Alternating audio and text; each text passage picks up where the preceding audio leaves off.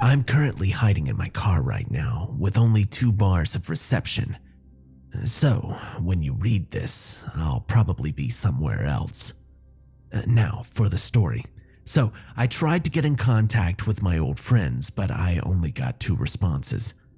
And they both refused, so I went alone with a shotgun, gasoline, and a lighter. I got up in the morning and I saw my reminder about going back there at 6 in the morning. I had to get ready quick so that I could leave early because I didn't want to be there alone at night. I barely managed to get dressed and skipped my morning shower. Thankfully, I remembered to bring everything, so my long drive began. It felt extra lonely now that I was alone and driving, getting closer and closer to the forest off of the main road. Nobody was there to talk to me like last time. Not that that's important, but anyways, as I approached the back road turnoff, I had a bad gut feeling. But I told myself that it was because of my fear of the place in the past. I knew if I didn't get rid of that place, the nightmares would continue, and they were unbearable. So I continued onto the back road. I should have turned back. It was much better having the nightmares than what happened. For now, I'm just gonna skip the driving part as it was not really that important. Just like last time.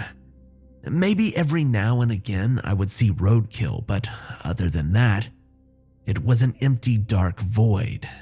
Things changed quickly though when I exited the back roads into the bare forest. It was about midday by now. I was exhausted of driving against the endless trees, but I didn't want to stop for a rest, in case of a bear or some strange creature attacking me. Yes, I know it sounds ridiculous, but why don't you be in my shoes during that situation? I looked at the map and realized that I needed to turn left into the trees right now, but I nearly didn't. That part of the forest was eerily darker than the rest of the forest, and it was midday. But being the stupid guy I am, I turned into the forest with my headlights on. The rest of the drive was around an hour and a half long. I won't put any information about it here since there was literally nothing but darkness and trees. Not even birds or animals. It was so quiet that I started questioning if it was real or not. You could hear a pin drop.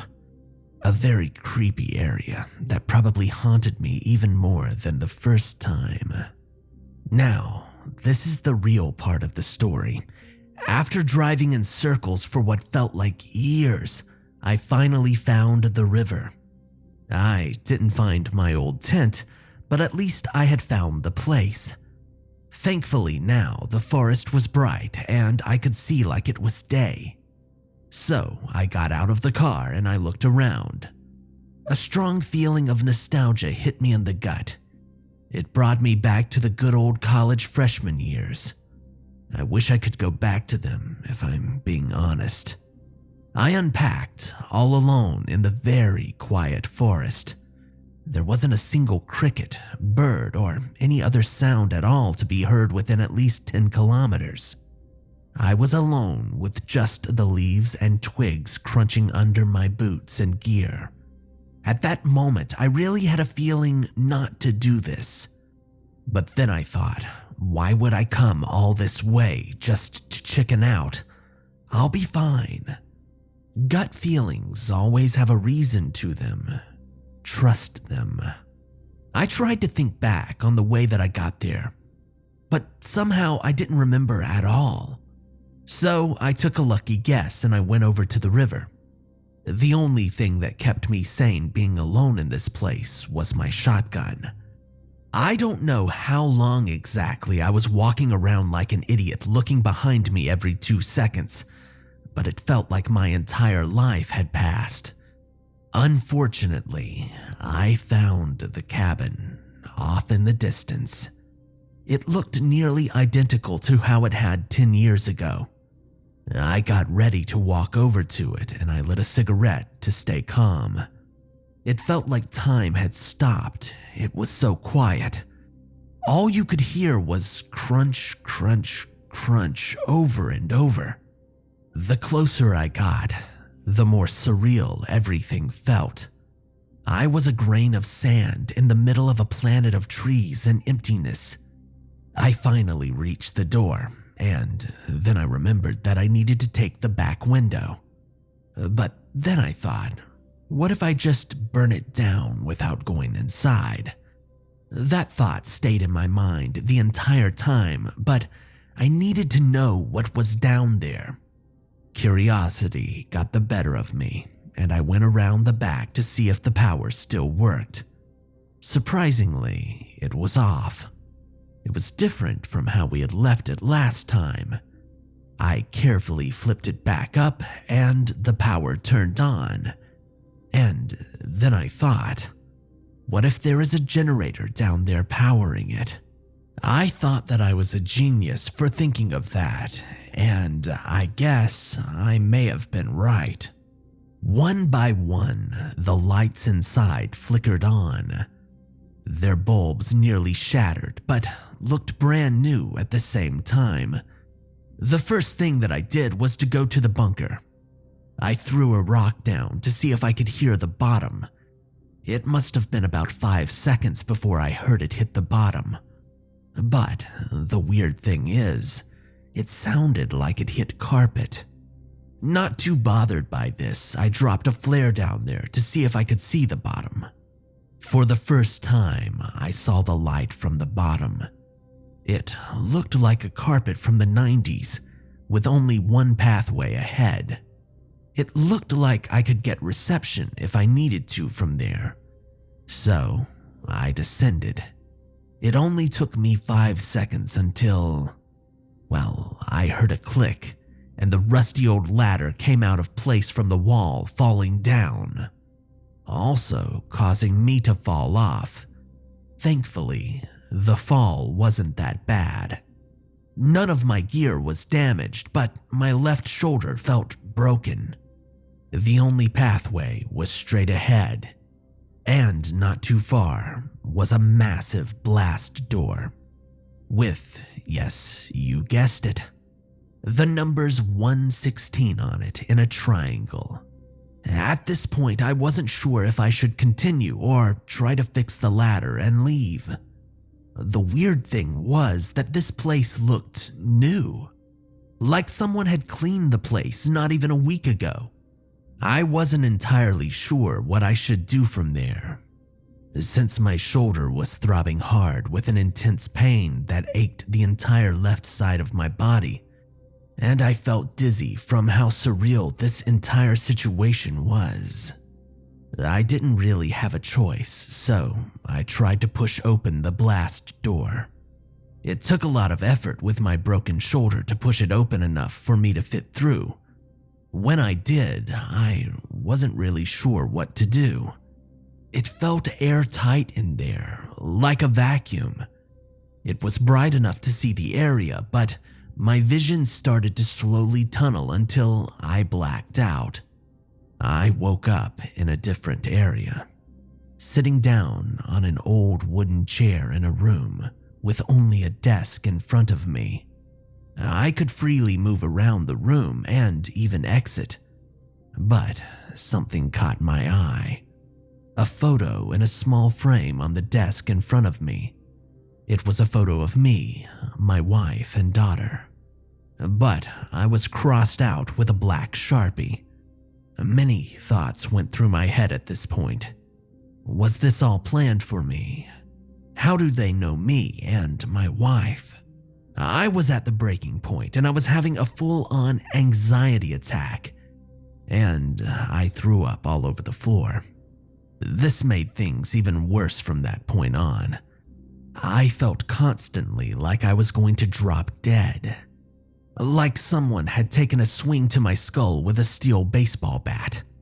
Thankfully, I still had my gear on me, including my shotgun. So I carefully and quietly loaded it as I prepared to explore the area and then get the hell out. As I slowly opened the door, the strong smell of bleach hit me hard, harder than I've ever imagined. It gave me a headache just to smell it. I looked both ways but only saw steel hallways, like a prison but with minimal rooms. I turned left, looking down every hallway before entering it, to be sure that nobody was around. But someone was around. I was completely oblivious to the fact that I was now in a weird jumpsuit, all gray. I turned the corner and nearly fell to the floor in panic. A woman stood there, not facing me. But when she heard my sudden gasp, she turned to face me. She looked just as shocked as me. What she did made my blood run cold. She put a finger to her mouth as an unnatural-looking, mummified being came up behind her. The thing had its face covered with bandages, which made it blind, I assume. It was clicking like a bat, using echolocation. I'll always have the picture in my head of when she accidentally sneezed and alerted it. It slowly turned around to face her. The pure shock on her face will never leave my soul. The thing grabbed her by the neck and brutally threw her into the wall. It had to have been the worst thing that I've ever seen. Fragments of her brain and skull were on the floor, and a bit of eyeball rolled over to me. I stood there watching it for what felt like days, not making a single sound, until it finally turned around and left. I was so scared at that point that I almost felt like giving up. But then I remembered about my family. I think these tunnels may go on forever though. They seem to extend way further than the forest. I assume there are more entrances somewhere, whether that be in the city or in the forest. I noticed there was a door, different from the rest. A worn-away sign on it said, "Head of Unreadable Office." I took my chances and crept over to find out that it was unlocked. So I went inside and locked the door straight away. I think I may have found my answer to what this place is. A clipboard on a meeting table that read, "Experiments." For my own sanity, I wasn't going to read it, but somewhere inside me really needed to, so I decided to put it in my backpack for later. After I saw that thing tear up that poor woman, I was extra careful around every corner. I don't really know what my plan was after that, since I knew no other way out besides the broken ladder, and I had no way of tracking how long had passed. Possibly hours went by, searching door to door, finding nothing but offices and testing cells. Eventually, though, I found something different. Emergency exit. I realized that there was a keypad to unlock it. I nearly just gave up then and there since I had no code for it. But something inside of me told me to read the clipboard, and that's exactly what I did. It read, "Log 3, exposure to chemical 116X. 3 test subjects were placed in a cell. All were exposed to the same concentrated 116X. Test subjects showing extreme signs of aggression and loss of vision." I stopped reading after that, realizing that was not important and finding the keypad code was. Desperately, I searched and searched, and when I got to page 9, I found emergency exit and office keypad code. I felt a sigh of relief hit me as I copied the code onto the keypad. Before I entered the last digit, I remembered that I came to this place to burn it down. My brain was going wild at all the thoughts right now. I slowly reached for the gasoline and poured some on the ground. It wouldn't take much to burn the place down since the floor was carpeted, or so I thought. I entered the last digit, but instead of the door opening quietly, it set off the fire alarm across the entire facility. I ran and closed the emergency exit. There was a staircase going up, I assumed to the surface. I wasn't running too fast until I heard an ear-piercing screech from the lower level, unnaturally loud enough to do some permanent damage to my ears. There's a constant ringing. I reached the final staircase and used my right shoulder to break open the door at the top. To my shock, there was another bunker. It was to the east of my car. We had never noticed it the first time we had come here. I bolted the door shut with the lock from the outside. But I knew they were coming and that I wasn't safe. I got in my car and locked it in fear that starting it would cause them to come for me. It was a good move to hide under the seat of my car, as not even 2 minutes later, the bunker was furiously kicked open as I heard the beast screeching outside. It was looking for me for about 2 hours, I think. It's going to be morning in a few hours, and if I start my car to leave, they'll all kill me. I've been stuck in my car for God knows how long. And these things are everywhere outside looking for me. If I ever escape, I'll know to never come back here alone or at all. I have enough resources to survive for about a week, and then it's over for me. So, this is an SOS warning. Always trust your gut.